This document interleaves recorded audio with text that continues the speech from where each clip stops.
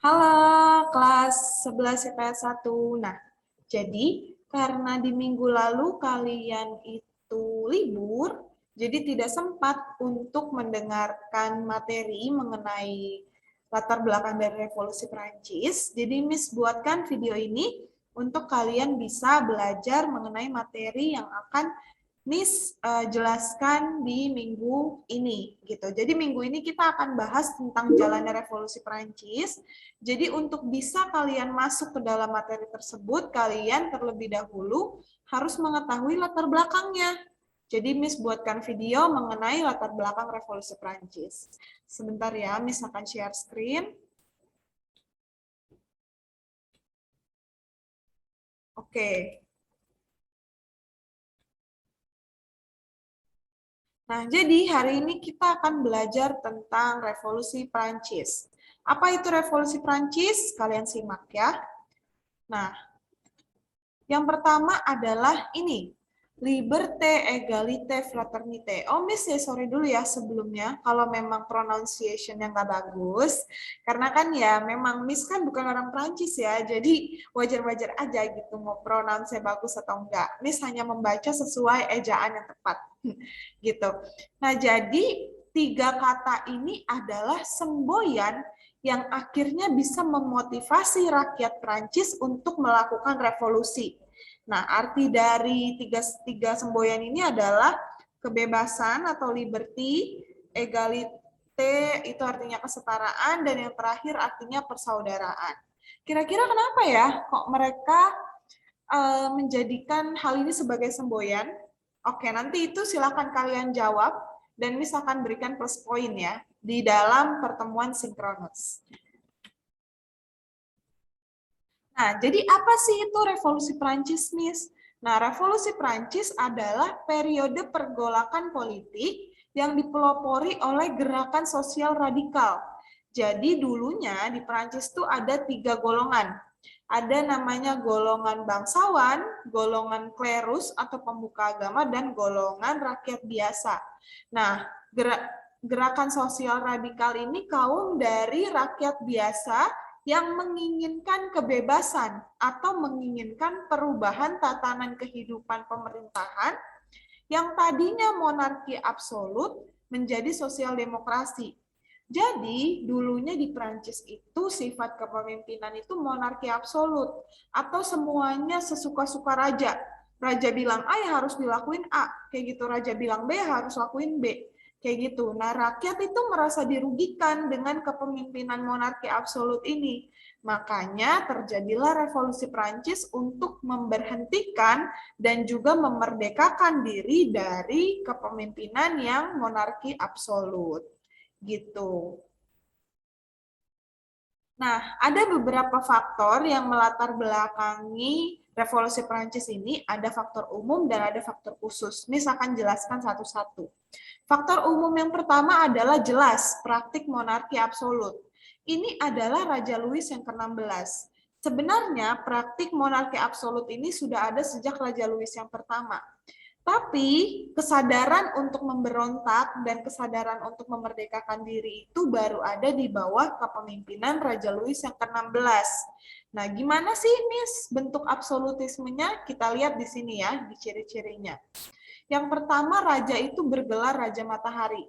Jadi dulunya itu ada satu dewa, dewa cahaya namanya Dewa Apollo. Dia tuh cukup diagung-agungkan. Dan raja menganggap dirinya sama dengan Dewa Apollo itu.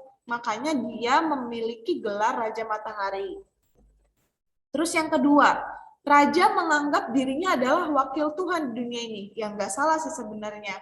Karena kan memang di Alkitab pun dibilang, toh tidak ada satu pemimpin pun yang tidak berasal dari Tuhan atau tidak diizinkan oleh Tuhan. Tapi justru kebenaran ini membuat raja tuh sewenang-wenang gitu. Jadi dia tuh berpikir, ya sudah karena aku walinya Tuhan di dunia, aku wakilnya Tuhan, ya udah semua rakyat harus tunduk sama aku, sama kayak tunduk ke Tuhan, mereka harus tunduk dan taat sama aku. Nah itu kan jadi keliru toh motivasinya, itu ciri absolutismenya. Lalu yang ketiga, nggak ada yang namanya undang-undang. Jadi semuanya benar-benar suka-suka raja. Kalau raja mau A, ya harus A. Kalau raja bilang B, ya harus B. Raja bilang pajak naik, pajak naik. Raja bilang rakyat bayar pajak 3 kali lipat, ya rakyat harus bayar 3 kali lipat, kayak gitu. Terus yang keempat, tidak adanya parlemen untuk mengawasi pemerintah.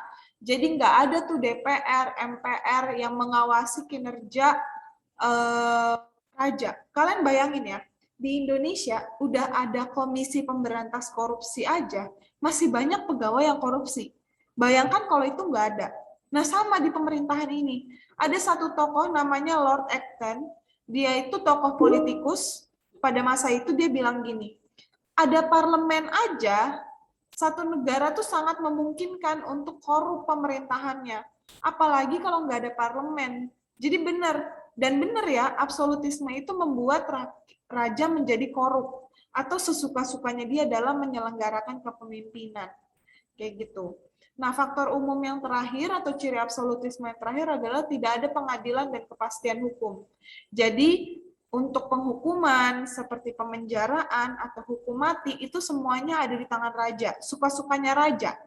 Gitu. Nah, kita sekarang masuk ke faktor khusus. Sebentar ya, ini ketutupan. Nah, faktor khusus yang pertama adalah faktor ekonomi. Jadi, pada saat itu Prancis tengah dilanda krisis ekonomi karena terjadi gizi buruk dan juga kelaparan akibat gagal panen. Jadi gagal panen yang sudah bertahun-tahun membuat akhirnya Prancis itu krisis perekonomiannya. Gitu, krisis perekonomian ditambah juga ada wabah penyakit yang menyerang ternak-ternak pada saat itu.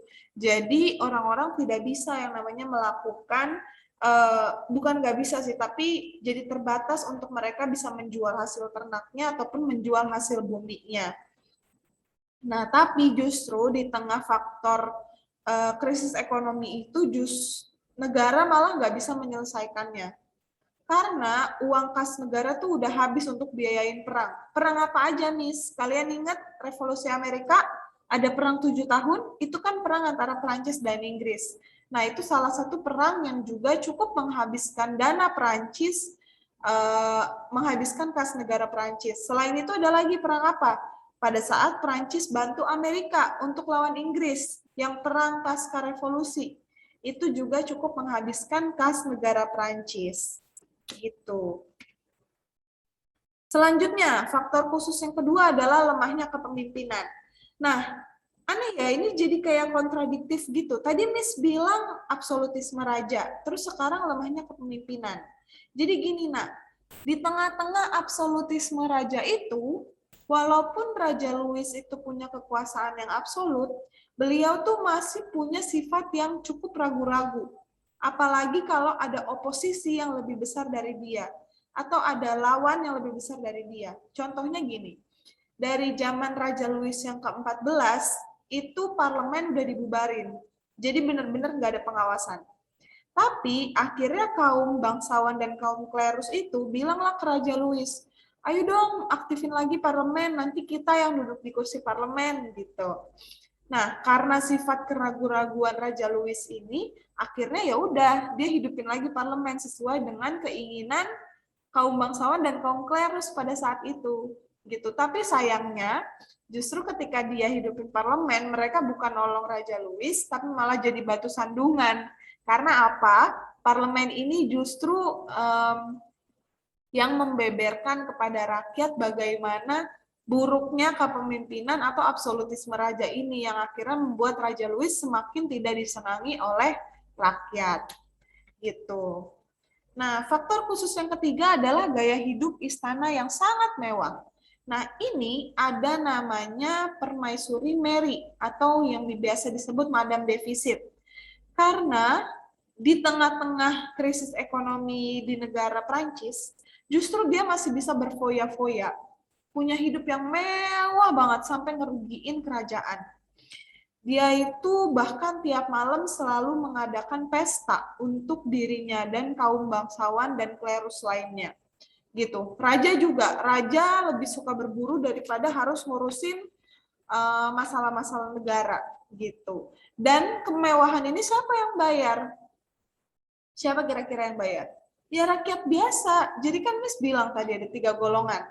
Golongan bangsawan, golongan klerus, golongan rakyat biasa. Yang bayar pajak ya cuma rakyat biasa doang. Yang nikmatin kaum bangsawan dan kaum klerus. Gitu.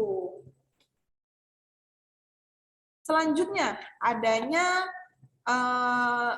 ide-ide pencerahan. Jadi, kalau kalian ingat, itu masa Aufklärung terjadinya bersamaan dengan masa masa revolusi Prancis gitu.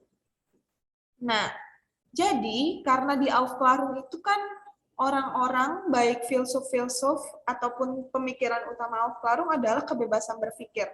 Jadi bagaimana manusia benar-benar menggunakan rasionya untuk bisa mengupayakan kebahagiaannya, baik dengan kesetaraan, demokrasi, hak asasi, dan yang lain-lain.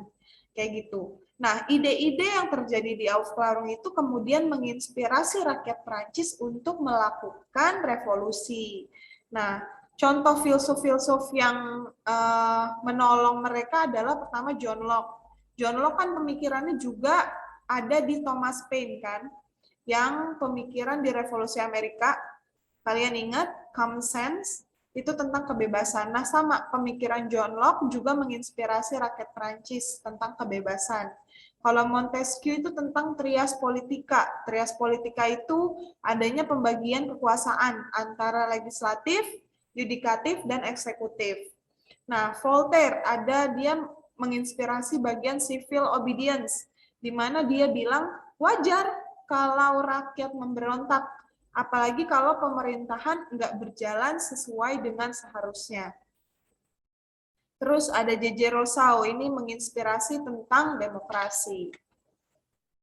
Gitu. Nah, faktor yang terakhir adalah faktor dari revolusi Amerika. Setelah rakyat Prancis menolong rakyat Amerika untuk terbebas dari Inggris, akhirnya mereka tuh mikir, kalau Amerika aja bisa merdeka, aku juga harus bisa, kayak gitu. Jadi pada saat mereka pulang dari Amerika ke negaranya, mereka tuanginlah spirit kemerdekaan itu untuk mereka mengupayakannya terjadi di negara mereka. Gitu. Sekian materi Miss. Kalian coba pahami dan pahami baik-baiklah materi yang tadi Miss jelaskan, karena nanti Miss akan tanyakan juga di sesi sinkronus dan kalian akan dapat plus poin. Oke, thank you semuanya. Bye-bye and God bless.